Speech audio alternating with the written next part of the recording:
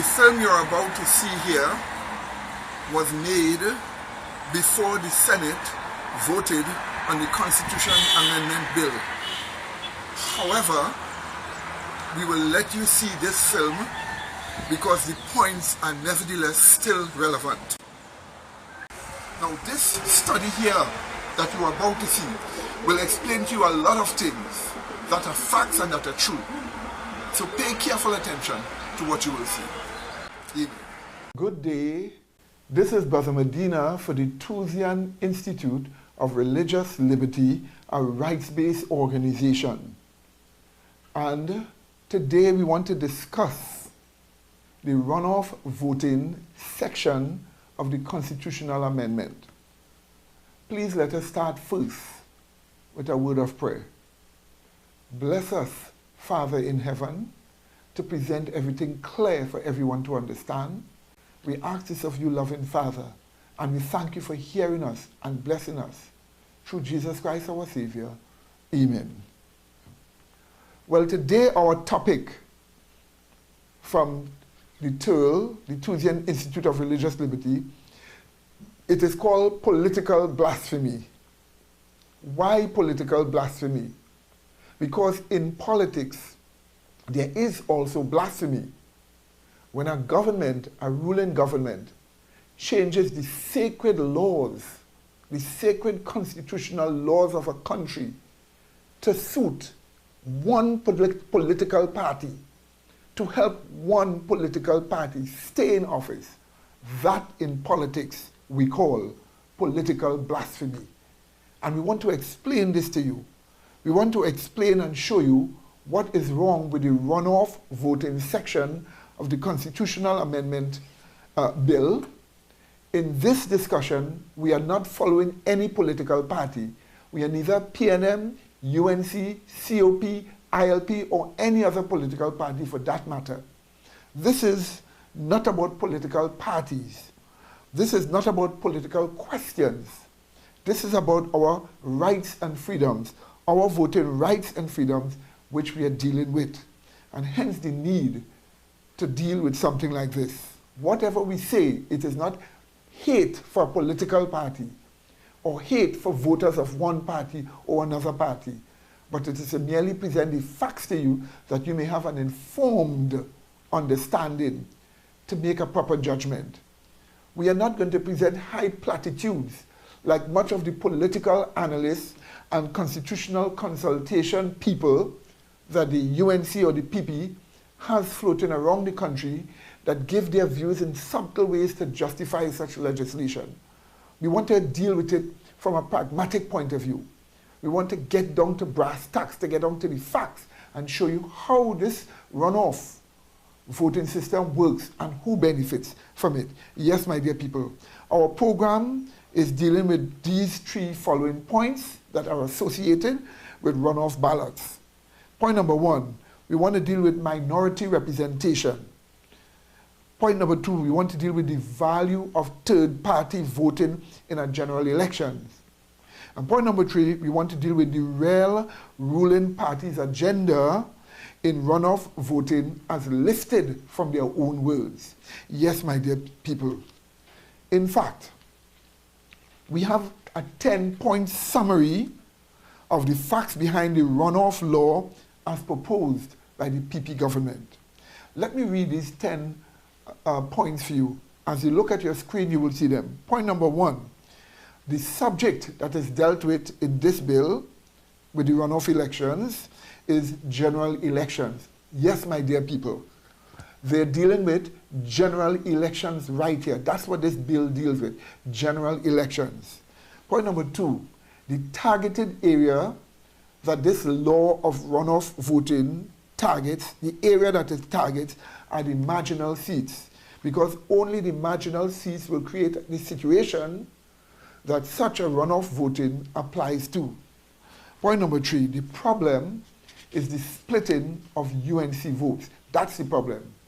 And you would see the Prime Minister say that over and over again. The problem is the splitting of UNC votes, not PNM votes, because the PNM is not the political party that have the problem with split votes. The party that has a problem with split votes is the UNC. And they have had that problem for quite a long while. As you will see, they saying this with their own words.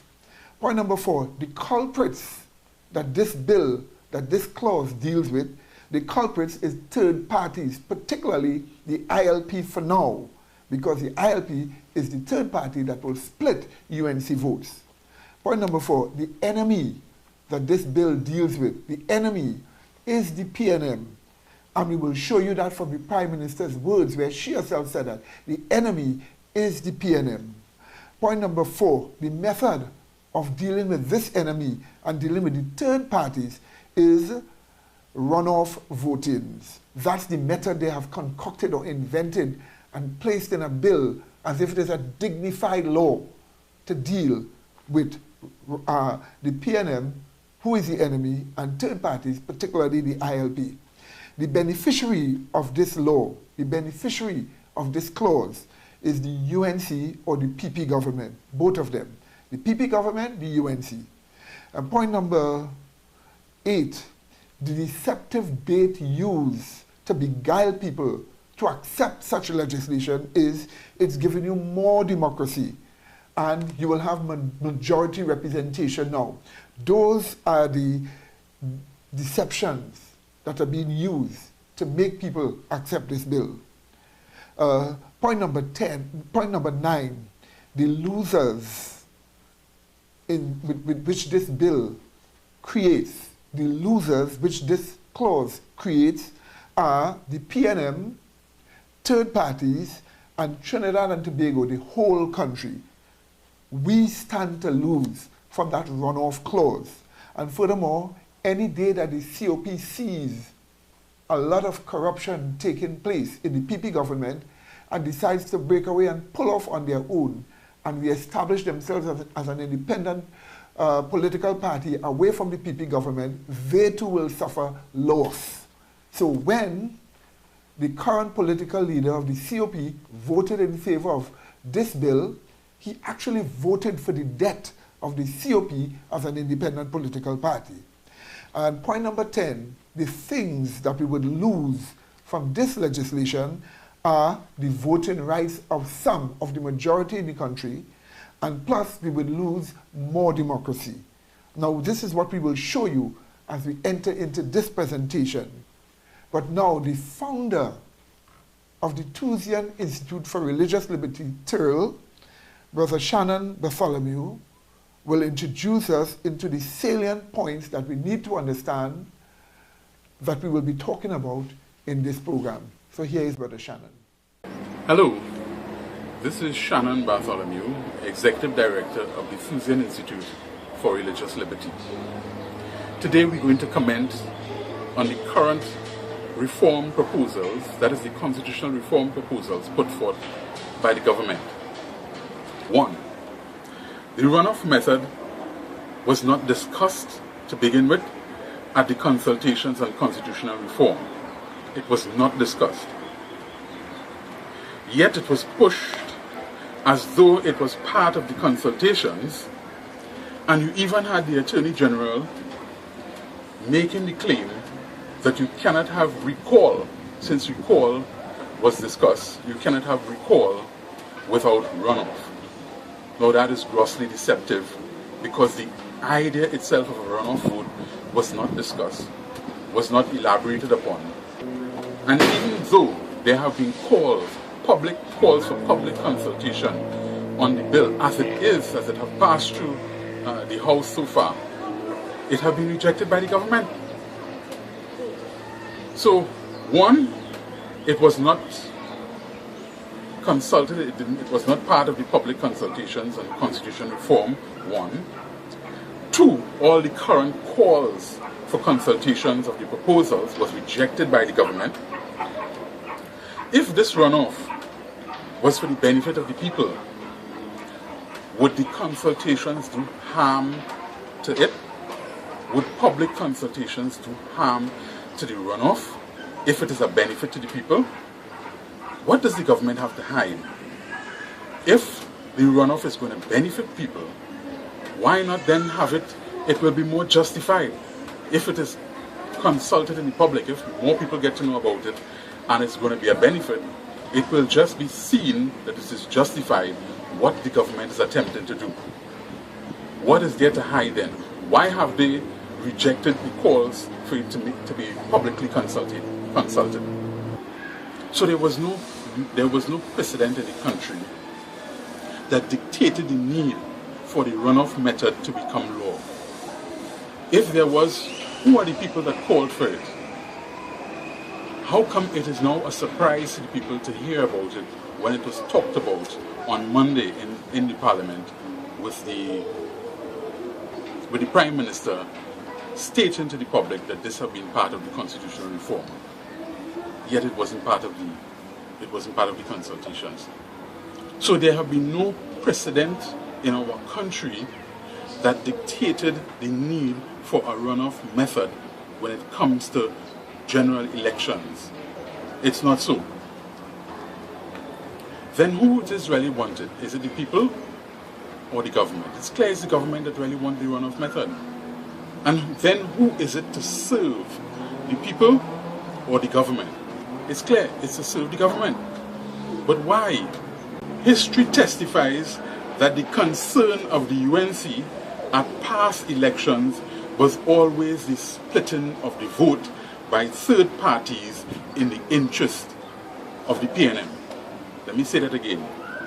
History testifies, and that's our local history, testifies that the concern of the UNC at past elections was always the splitting of the vote by third parties in the interest of the government.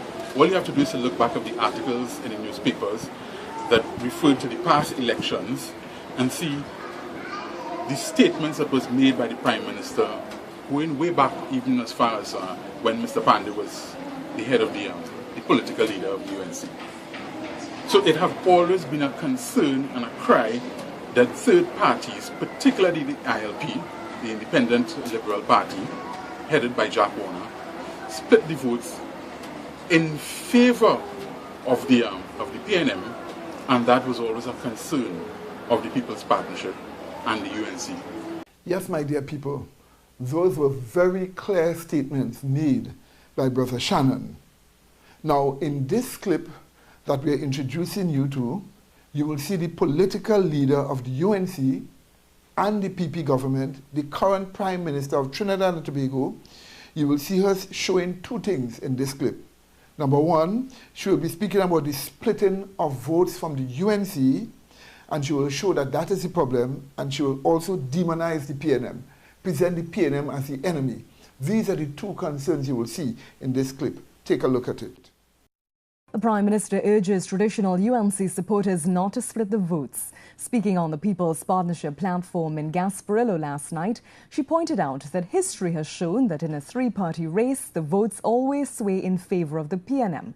Mrs. Prasad Bisessa says the crab-in-barrel syndrome has to stop. We divide. Each time we rise, they put us down. Tonight I ask you, do not divide the vote.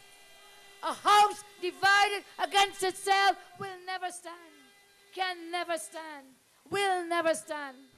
The Prime Minister paints a grim picture of what life would be like if the PNM were to return to office.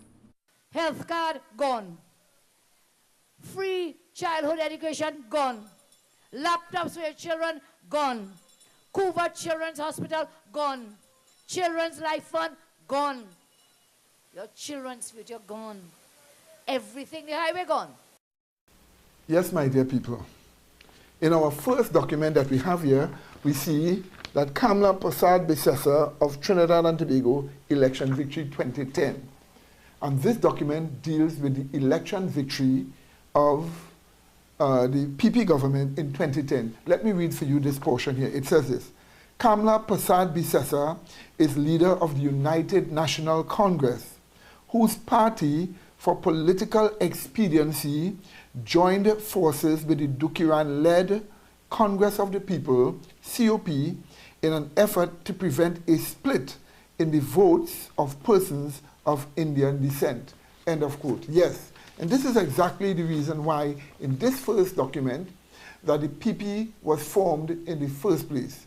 The People's Partnership was formed in the first place and took in the cup under its wings because they wanted to stop the splitting of votes which they believe favors the PNM.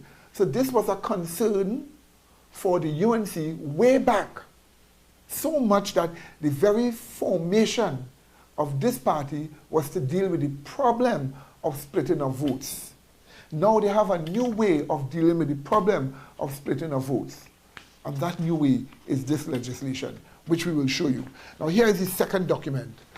PM Prasad Bisesa tells supporters, don't split votes. And this document referred to the local government elections that at that time was coming. Now let me quote, don't split the votes. This is a message being sent to citizens by Prime Minister Kamla Prasad Bisesa with regards to the upcoming October the 21st local government elections. Now, do you see how she looks at the whole thing? The splitting of the votes can make her lose. I read, the PM told supporters the government will ensure the country's resources were enjoyed by all citizens and communities, insisting a split in the upcoming poll among the major political parties will work in favor of the opposition People's National Movement. Yes, my dear people, end of quote. So in other words, this government and the UNC has a mania, a fear about splitting votes. They always believe that when votes split, the PNM gain the betterment. Why? Because they know that it is not PNM votes that split with splinter parties. So the splitting of the votes by this is meant UNC votes. And this is what the Prime Minister wants to make sure she stops in this quotation. Again, local government elections. Again, this document tells us PM don't split the vote. I quote. And this is a document October the 1st, 2013. I quote. Prime Minister Kamla Prasad Bisesa last night kicked off the People's Partnership local government campaign, urging the people to not forget Jack Warner's past and warned that his independent Liberal Party, ILP, will serve only to split the votes and see a People's National Movement, PNM, victory. Now, did you see how she presents everything here? That the splitting of the votes by ILP will make the PNM win in local government elections. That's the reason why they brought you proportional representation. Not because they cared for majority representation, but they sought to deal with the ILP splitting votes from the UNC and causing the PNM to win. But it didn't work. It backfired to a certain extent. Now hear what she continues and tells us. I quote, she said there was newfound purpose to Warner as a tool for embarrassing her government and ensuring a victory for opposition leader Dr. Keith Rowley by splitting the votes. The Prime Minister said that in the local government elections, there will be three choices: the People's Partnership, the PNM, and the ILP. She said there was no in-between, as a vote for the ILP was a vote for the PNM. Third parties always help the PNM. Do you see how she's regarding it? She says, third parties always help the PNM. It did during the ONR time. It did so during the time when the Team Unity fought the UNC, and again when COP and UNC fought separately, and it has the dangerous potential of doing so now, she said. So you see this? The Prime Minister gave a history of the splitting of votes in which the UNC always loses and the PNM always wins. And this is what the runoff voting is meant to deal with. So wake up from all the high political philosophy and platitudes given by those constitutional consultation hacks that have been hired by the government. Some of the horrible statements they are making in the name of political philosophy, of some of the political analysts that are really UNC political analysts hiding out as independent political analysts, and they always give things in favor of the UNC. Forget all of that, and let's deal with this from a pragmatic point of view. from a clear, pragmatic point of view. The problem for the UNC has always been splitting the votes. Furthermore, let me quote what the Prime Minister said here. She said this here. The ILP, said Prasad Bisesa, does not exist without Warner and built upon exaggerated promises. There is no fundamental vision and philosophy, and no other result will come from this except that its very existence helps Rowley's PNM. Ironically, the people who vote for ILP will never want the PNM. So who is the ILP hurting, she said. Well, we know who the ILP was hurting, the UNC. That's why the Prime Minister was calling for their votes and telling them, don't split the votes. Again, we are told, the Prime Minister said the ILP was today the strength of the PNM and the political life support of Rowley, who was facing a leadership battle in his party. We must not split the vote, we must stay together. End of quote. Did you see that? So again, the Prime Minister shows that their concern has always been the splitting of votes. And third party, as far as she's concerned, always help the PNM. This is what you clearly read here. Now, again, in this next document, Kamala warns against vote splitting favoring PNM, says PNM is the only enemy. Do you see how she regards the PNM as the only enemy? Now, no political leader is supposed to speak that way about the PNM, because when you say the PNM, you're talking about thousands and thousands and thousands of voters with the PNM party because they support the party. So if the PNM is the enemy, then all those that vote for the PNM are voting for the enemy, so they are enemies also. One is not supposed to speak this way. You are also, as a government, supposed to represent PNM voters when you win. So you don't view them as the enemy. You may view them as the opposition, but not the enemy. But clearly, as we have shown you, the enemy this bill, the runoff section, deals with is the PNM, she said. The only enemy, now here is the Prime Minister speaking, the only enemy we have is the PNM, she declared. Did you hear that statement? This clearly shows you who is the enemy according to that legislation. This is your Prime Minister speaking, clearly showing you this whole issue of splitting votes. And this is exactly what the runoff voting clauses in the Constitutional Amendment Bill deals with. It deals with third party. And since the third party that is a threat now is the ILP, it is simply meant to deal with the ILP and the ILP alone. Yes, my dear people. Now, we have the finishing of the local government elections in this document, and Mrs. Bisesa said, I warned you about splitting the vote. Let's hear what she says in this document. I quote, Kamala Prasad Bisesa said Monday that she warned supporters against splitting the vote, but was largely ignored. And the result was a People's National Movement, PNM, victory at the polls. Did you hear what she said? Did you hear what she said? You split the votes, the PNM wins. She goes on. The People's Partnership campaign team was to encourage supporters to come back home and not vote for the Independent Liberal Party, ILP, led by Jack Warner. So when she said come back home, who was she talking to? A large amount of voters of East Indian descent that left the party and voted for the ILP. So she was appealing to racial voting here. Come back home. That's what she meant when she said come back home to the party. I continue. Addressing supporters at Renzi Complex, Couva, after learning of the election result, Prasad Bisesa said, I warned you, you know. I warned you.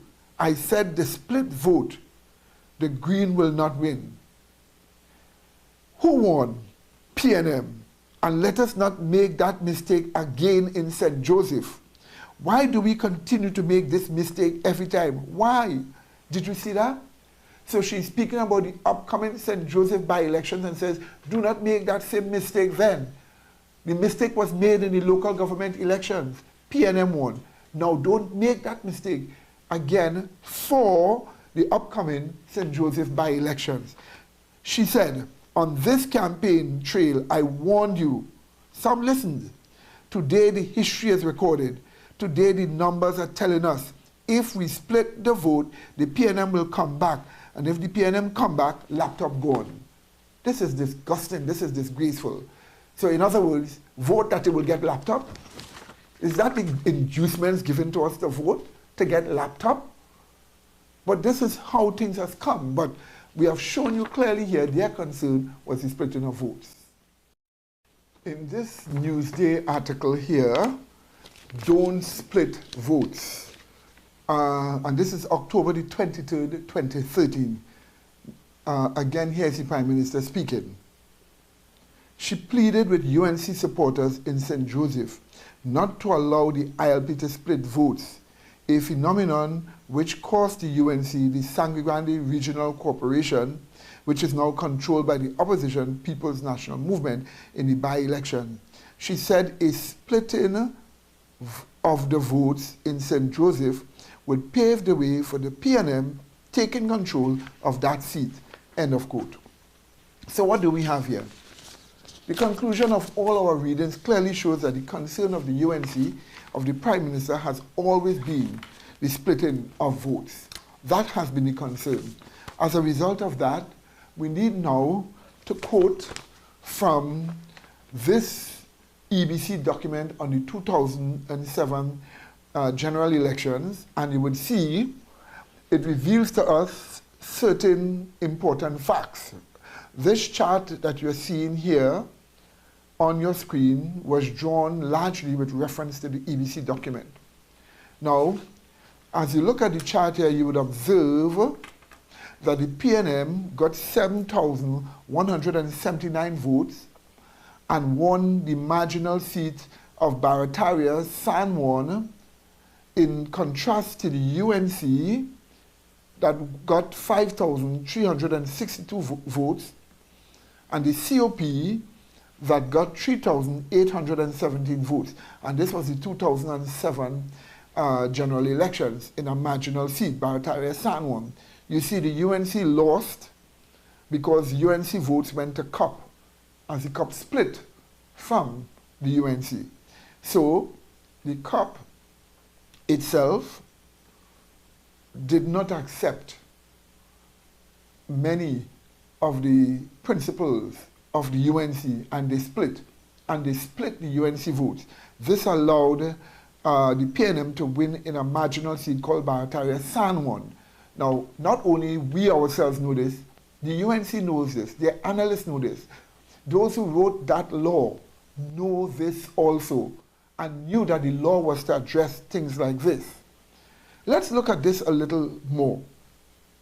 You'd observe the COP as a third party split the UNC votes.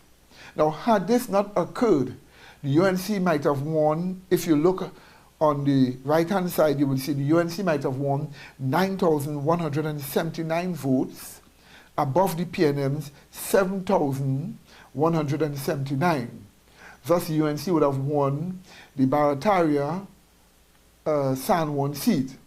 This is why the coalition was formed between the COP and the UNC for the 2010 general elections, to beat the PNM at the polls by not splitting votes.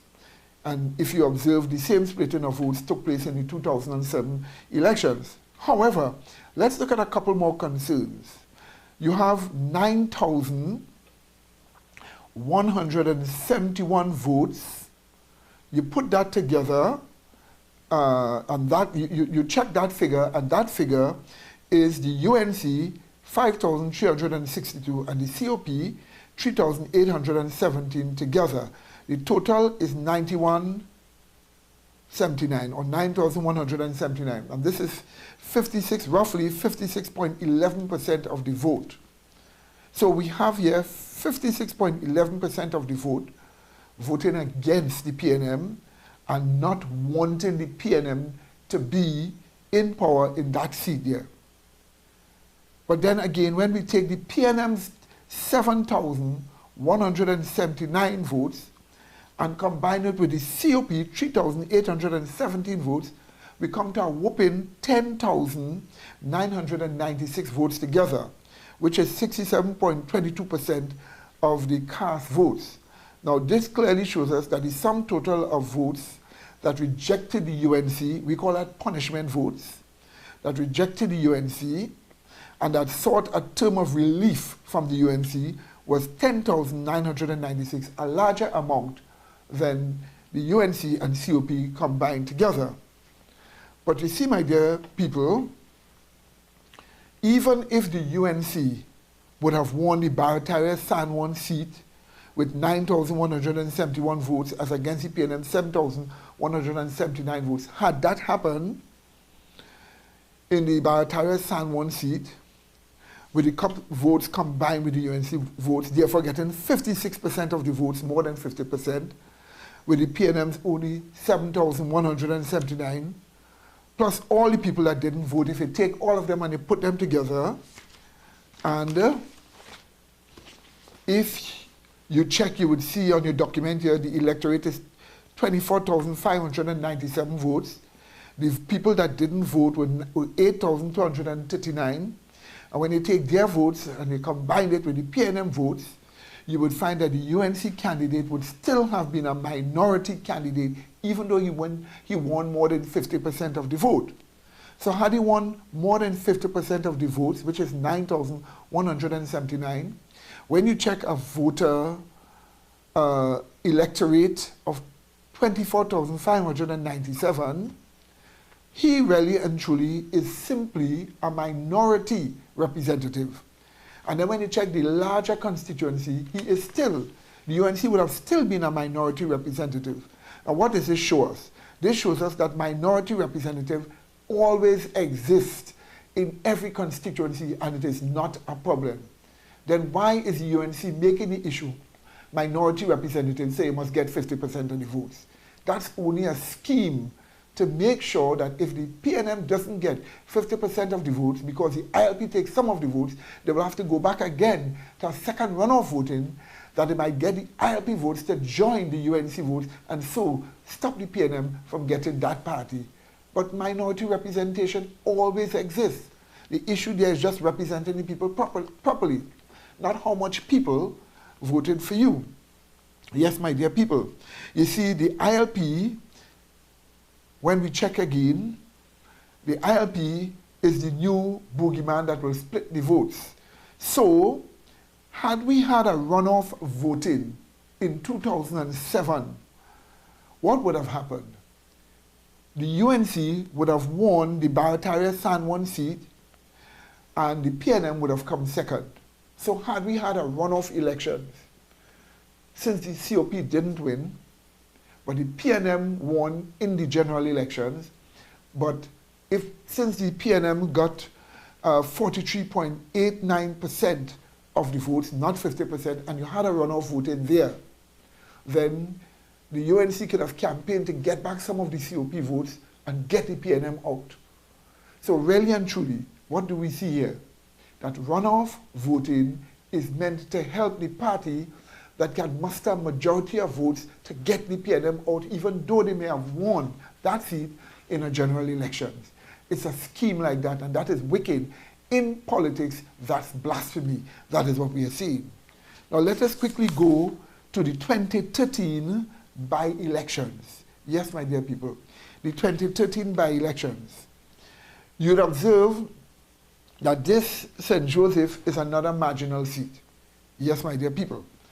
And in this marginal seat, in the St. Joseph by-elections, we are looking at the EBC elections report for St. Joseph in 2013, and this is where our figures generally or largely comes from. You'll observe that the PNM won 6,000, look at this on your screen here, look at the document. The PNM won 6,357 votes compared to the UNC's 5,577 votes. And the ILP got 1,976 votes. No candidate got 50% and above of those votes there, because the PNM got 44.72%, as you see. The UNC got 39.23%, and the ILP got 13.90%. Yes, my dear people. Now, the ILP was the new party that split the votes that the UNC may have gotten. And had there been no ILP, the UNC might have gotten the combined ILP and UNC votes with, if you look on your screen here, you would see UNC 5577, ILP 1976 put together. You would get a total of 7,553 votes for UNC, which is 53.13%, more than 50%. They would have won. And don't think they didn't work out all these figures. They worked out all these figures and knew all these facts before they drafted that law. And that law was drafted based upon these facts that they found out here. Now, the sum total of votes that rejected the UNC in the St. Joseph elections is the PNM 6,357 plus the ILP 1,976. Combine their votes together and you would get 8,333 votes, a percentage of 58.62 of the votes, which clearly shows us, again, that a majority of the voters put together with the PNM and ILP did not want the UNC. So, the electorate, as you see on your screen, was 26,819. Non-voters amounted to 12,642. What does this show us? It shows us clearly that anybody that won that seat, whether it is the UNC or whether it was the PNM combining the votes together, they still would have been a minority representative in that area there. If you were to combine the UNC and the ILP with their 53.13% of cast votes, this 7,533 is a minority representative when you take into consideration that they have to represent 26,891 people. Now, the same thing with the PNM. Had you combined the PNM 6,357 votes with the ILP 1,976 votes, totaling 8,333, which is 58.62% of the votes cast, you would still have 8,333, which is a minority party representing 26,891 in the electorate, and even a vast majority of people that are not eligible to vote. What does this show? This shows us that minority representative is not a problem.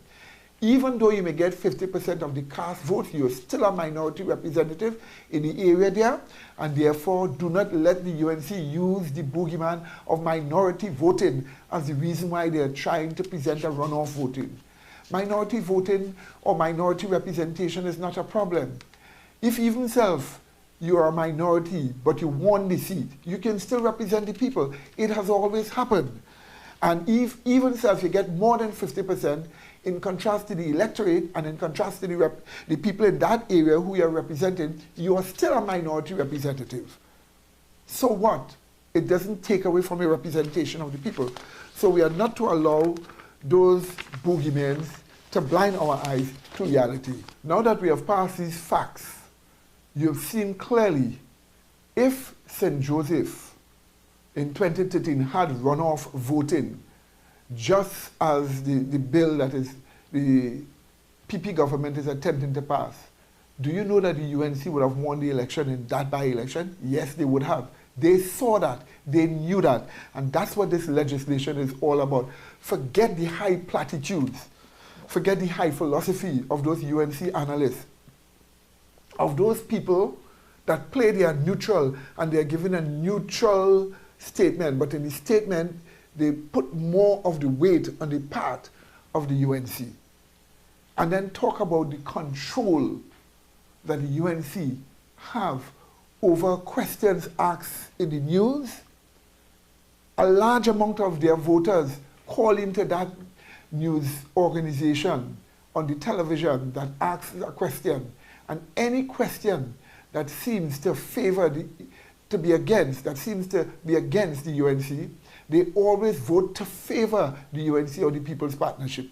So the votes are padded by people who are calling up on their cell phones, calling up on their phones, and influencing how people think about the results of those questions asked on those television programs. They have all that, and they're still not satisfied.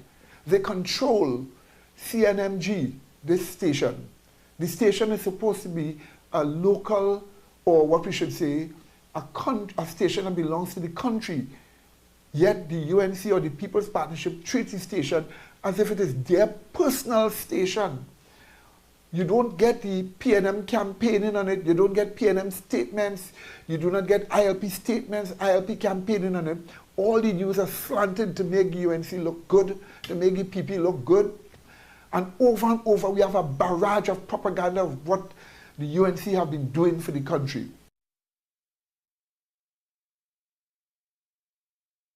As soon as Alwari started to speak, the TV was on all the time, and as soon as Alwari started to speak, the television came off. The television came off and they're racking it up to go. To explain what you are seeing here, this is the facts. The Prime Minister had just finished giving her statements in the Senate. All this was seen on the television there.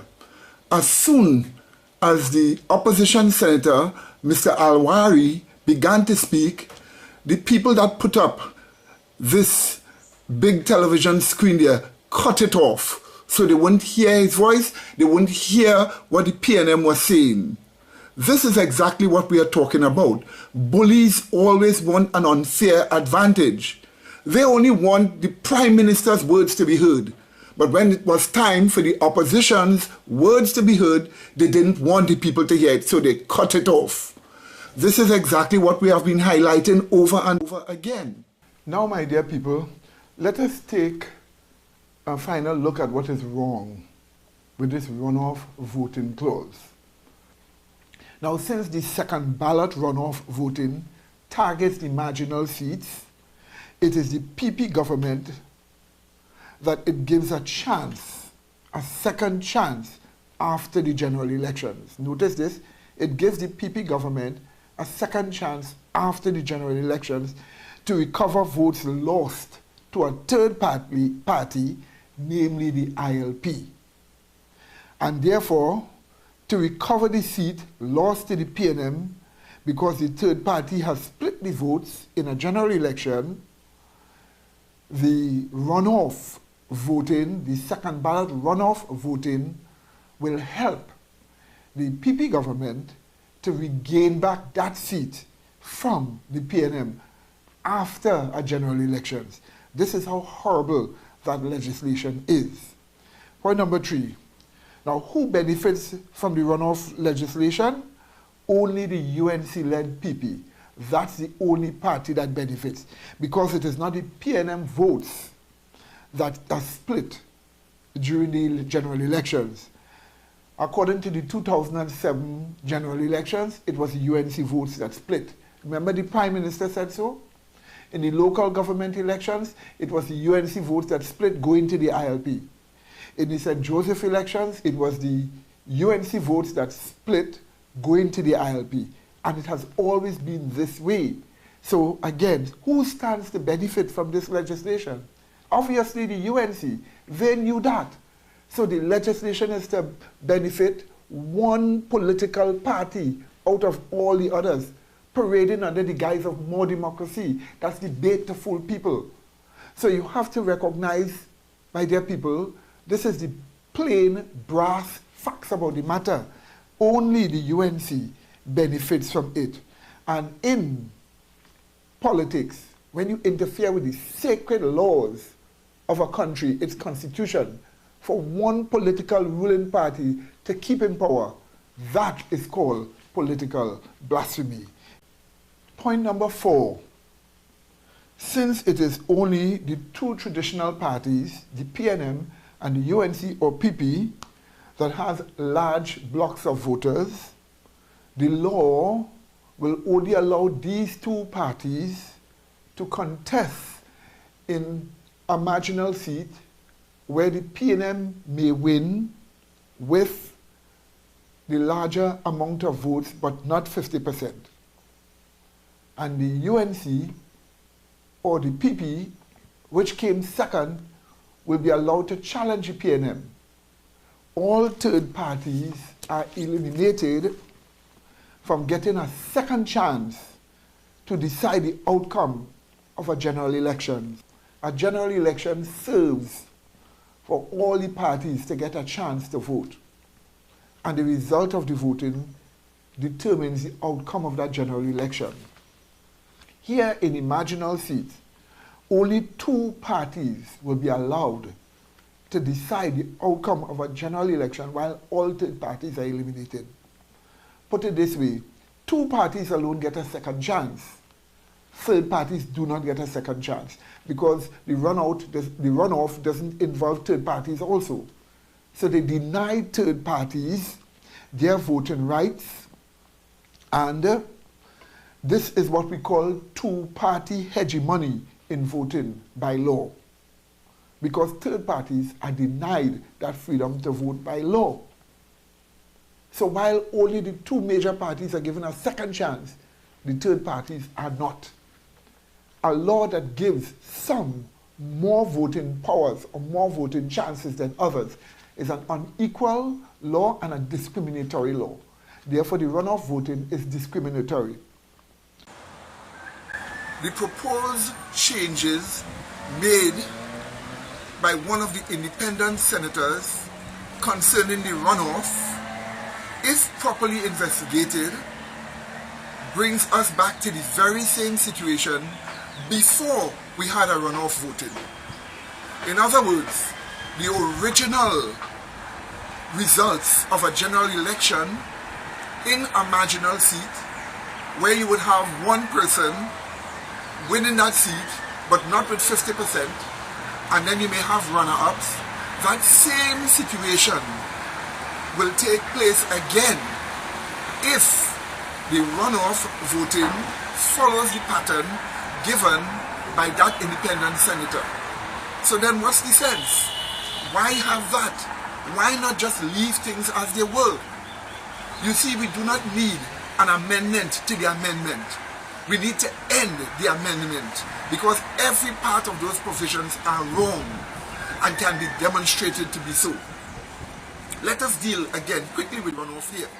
If we have 800,000 people eligible to vote in a general election and 600,000 people vote, of that 600,000 people, we have the results of the initial will of the people in a general election, and a party wins because they win 3 of the marginal seats, although they did not get 50% and more.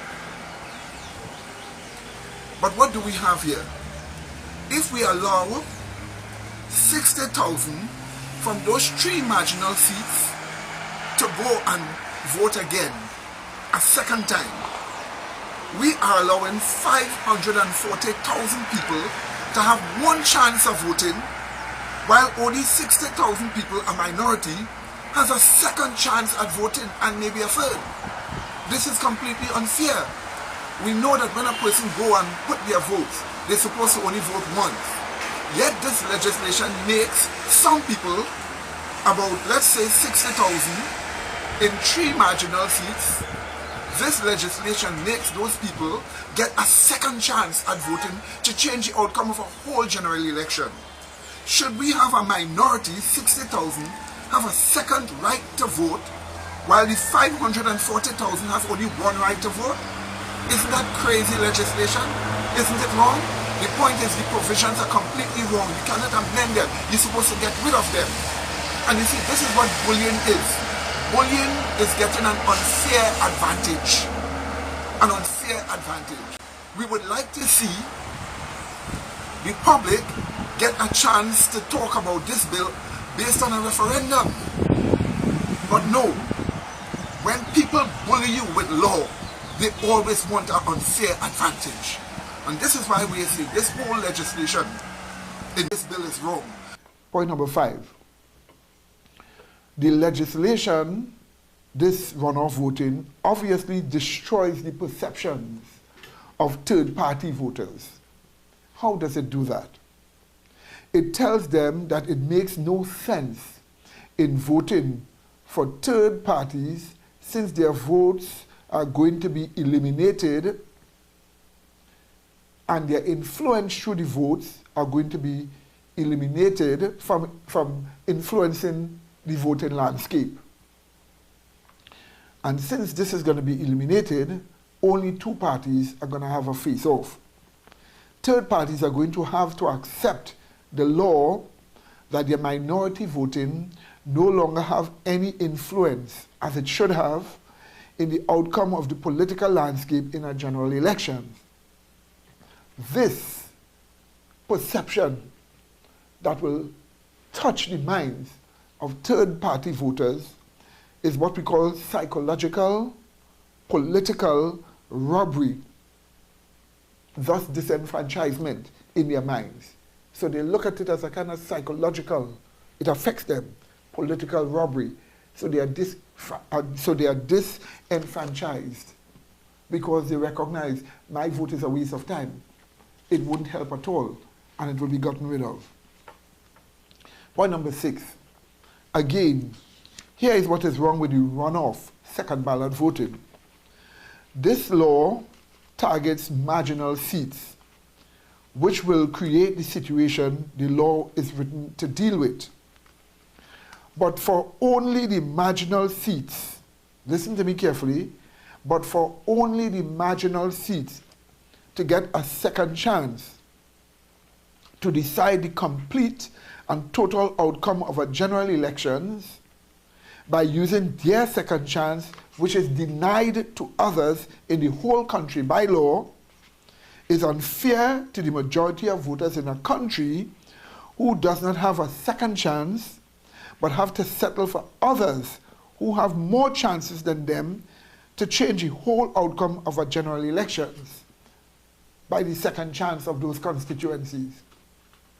The point is, if these constituencies have a second chance that the whole country doesn't have, and it will change the political landscape, their chance is more than the average person all over the country.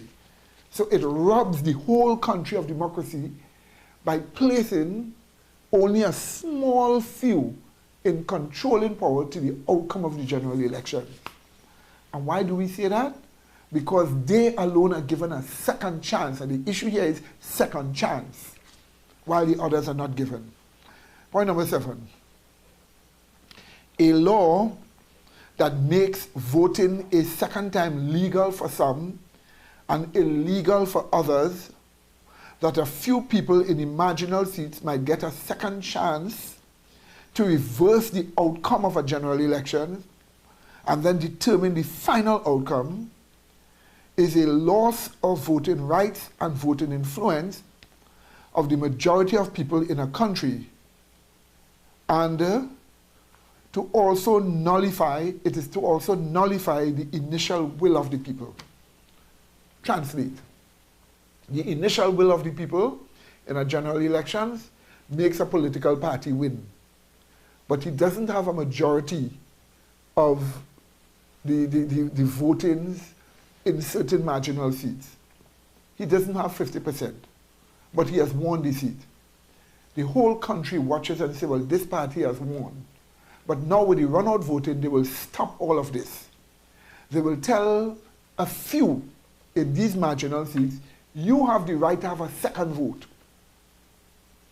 You have the right to change the outcome of the whole general elections. You have a double voting, second chance voting in this elections, while the whole country doesn't have. So they'll have to wait on you for you to change the outcome of the whole general elections. That's unfair, and that is going against the initial will of the people in a general elections. Yes, my dear people, we need to look at the value of third parties in the outcome of a general elections. What are the values of third parties in the outcome of a general elections? I quote what I've written here.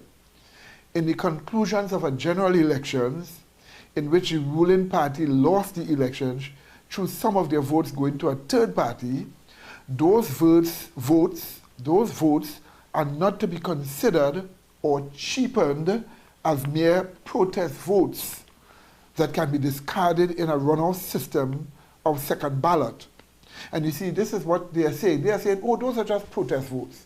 So, okay, you had a protest, let us now come and vote back for us. Join back the UNC, join back the PP, vote for us. The facts are, my dear people, those votes of third parties are to be considered punishment votes. Notice this, not protest votes, punishment votes, as their intention can be to help in the total votes to influence the outcome of a general elections. So a third party will punish the ruling party, and that will cause another party to come into power, and therefore that party in the elections, that large party is punished. So those votes are punishment votes, not protest votes. But a runoff would seek to destroy the punishment that the party has to go through to put them back in power. You see, point number 2, a monolithic political party, a huge political party that is ruling the country as the government and has access to state media as the government and to other resources to use to influence the outcome of a general elections in their favor, and especially if their voting base is a racial majority. This can only be stopped if their racial majority is split. If their racial voting majority is split, that's the only way you can get them out of power. This becomes necessary when disaffections arise because of the perceived corruptions of that political party in office. Such third-party votes saves the country from the ruling government. Yes, my dear people, they save the country from the ruling government by ensuring that they lose the elections and that they may demit office, so that the new administration may investigate their corruption, bring them to trial, and perhaps to justice. And that's the importance of a third party that must have influence in the voting landscape as a result of a general elections.